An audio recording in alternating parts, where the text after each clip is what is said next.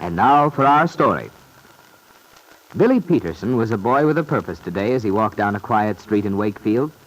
Of course, occasionally he'd make a little detour into a vacant lot to pick up a pebble, talk to a stray cat, or perhaps to investigate the possibilities of an old apple box with an eye to future carpentry work. Billy was only 10 years old, and it is understandable that he should get sidetracked occasionally from whatever project was underway. But most of the time, as Billy walked along this morning, he was thinking about a friend of his, the one he was on his way to visit. This friend was Bill Meade, and Billy was sort of worried about him. Lately, Bill had been pretty unhappy, Billy could tell. And he knew why, too. It's on account of his kid. Only a baby, but a kid just the same. The trouble was Bill and the kid's mother didn't get along, and the kid lived with her, so Bill didn't get to see him much, which was no good. That was why Billy had decided to pay Bill Meade a visit this morning. He figured he might be able to help Bill snap out of it. Well, anyway, he'd do his best. Whistling cheerfully, Billy went up the shallow steps of Bill's little house in the Wakefield Auto Court.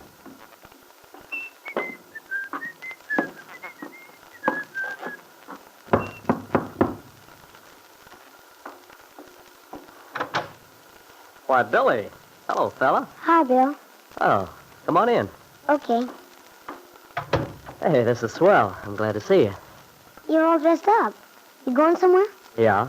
Oh, but not right away. We'll have time to talk a while. Fine. Yeah. Hey, you hungry, Billy? I've got some chocolate cake. No, thank you. I just had breakfast not long ago. You sure now? There's plenty. Well, maybe you will have some. Okay. I had a hunch you'd change your mind. Well, Billy, how's the world been treating you lately? Pretty good. How about you? Oh, so-so. Yeah. Here you are. Thanks. I was thinking about you this morning. That's why I decided to drop around. Oh. Yeah. I was wondering about your kid. How's he getting along? Seen him lately? No, I haven't. That's too bad. Yeah. Well, the whole thing's going to be settled soon, one way or the other. It is? Yeah, you remember we talked about it before? About why he doesn't live with me? Sure. I remember all about it. You and your kid's mother don't click, so he lives with her. Yeah, that's it. Well, what do you mean, it might be settled? You mean he's coming to live with you, maybe? He might. Say, that's terrific. When's he coming? Well, it isn't sure that he'll come, Billy. It's just a long shot. Oh. And that's where I'm going this morning to find out about it. You mean you're going to see his mother and get her to let him come here to live? Oh, no, it's not quite like that. Well, that is, I am going to see his mother, but... it's kind of hard to explain, Billy. Did you ever hear anything about a divorce? Do you know what that means? Sure. My aunt got divorced once. My mom's sister. Her husband, well, he was no good. He did awful mean things, so they got a divorce. He's getting along swell now. Yeah, well, that's good. Well, that's what I'm going to do this morning. You going to get a divorce? Where are you going to get it, Bill? I have to go over to Stanton. Oh. Well, gosh, I don't know. My aunt's kids, my cousins, well, they live with her since she and her husband split up. Yeah. That's the way it usually goes. The children stay with their mother. Well, gee, Bill, I hope your kid don't have to. I hope you could bring him here. Yeah, so do I. We could have a lot of fun, couldn't we? I'd make him things and stuff. And you know what, Bill? What? I could stay with him sometimes when you had to go away. Oh, that's swell of you, Billy. But I've got a lady who'd take care of him if he comes to live with me. We'd better not let our hopes get too high, though, because you never can tell. And it's worse if you count on something and then it doesn't happen. Boy, I'll say it is. That's what happened to me last Christmas. I wanted a bike. And you didn't get one? No, I got a pair of skates instead. Oh, well, that's a shame, Billy. But my dad says maybe I can get one for my birthday. Oh, I hope you do. Bill, What's the matter? What are you looking at?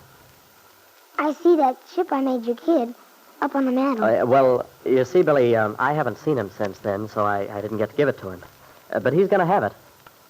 And besides, he does come to live with me, it'll be here already, waiting for him. That's right. It will. Gosh, Bill, I sure do hope it works out for you today. Will you let me know? I sure will, fella. I'll be thinking about it all day. Oh, that's swell of you, Billy. But I wish you'd just go and have a good time. I don't want you to be worrying about my troubles. You'll have plenty of time to think about these things after you grow up. Now you ought to be having a good time. I do have a good time, Bill. But a guy can't help wanting his friends to be okay, too. Oh, sure. And I do appreciate... Oh, well, that's my lawyer. He's going to drive me over to Stanton. Well, I hate to go, fella, but I'm afraid I have to. Oh, well, that's all right, Bill. Well, I'll keep my fingers crossed. Thanks. I need moral support. Well, come on, Billy. Why don't you see me off? Okay. Say, I've seen that red-headed guy around town. Is he your lawyer? Yeah, that's Angus McKillop. Looks to me like a character. Hope he can do you some good. Well, don't go by his looks. Well, so long, Billy. Thanks for dropping around. Okay, so long, Bill. I'll be seeing you. Okay, Billy.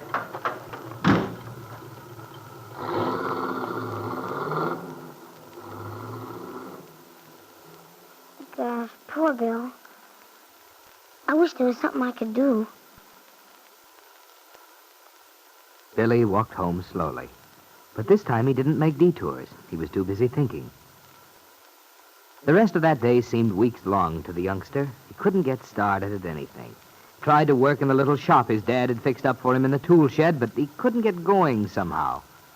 Finally, about 4 o'clock, he decided to go back to Bill's house and wait for him, find out what happened. When he got there, he sat down disconsolately on the bottom step. About 20 minutes later, a car pulled up, and Bill got out and came toward him. Hello, Bill. Billy. Hey, don't tell me you've been here all day waiting. No, I went home for a while, but I couldn't seem to stay put. Nothing went right, so I finally gave up. Well, Billy, we lost. Yeah, I thought so. I saw it in your face. Oh, look, pal, I don't want you to get down in the dumps, too. That won't do any good.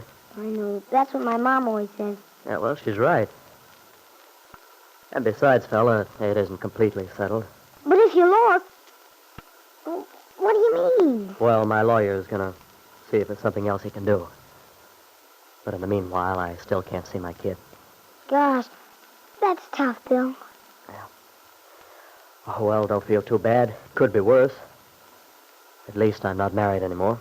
Yeah? Yeah, the divorce went through. Well, I'm glad, if that's what you wanted. Well, it isn't exactly what I wanted, but it'll be better this way. Will it? Oh, I feel like an awful heel telling you all this. You shouldn't be thinking about such things at your age. Shucks, Bill. Don't feel that way. I'm no baby, you know. I'm 10 years old. They don't hurt me. The more I know, the better. I'm going to be growing up myself someday. Well, Billy, when you are, I just hope you don't make the mistake I've made. Bill looked into the youngster's face. 10 years old. In another 10 years, Bill's own child would be that age, thinking in terms of grown-up problems, capable of friendship and loyalty.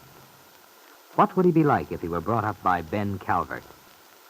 Still, there was a chance, just a slim hope, that Angus might be able to work the miracle somehow, to get the judge to set aside his decision of this morning, which had denied Bill his boy.